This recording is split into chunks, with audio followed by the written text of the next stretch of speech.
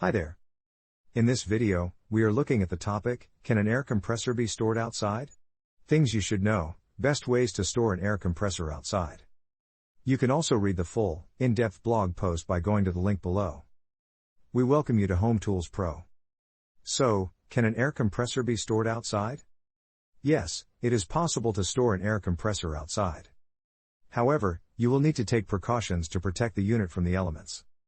Always be sure to check on the compressor periodically while it's stored outside, especially during bad weather, to make sure that it hasn't sustained any damage.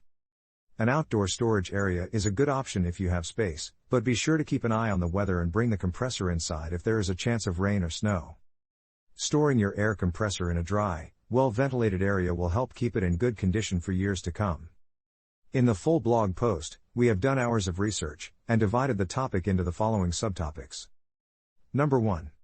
What to consider before storing an air compressor outside. Number 2. What are the challenges to face when storing an air compressor outside?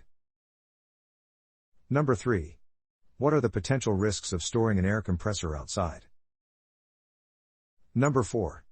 What guidelines to follow when storing an air compressor outside? Number 5.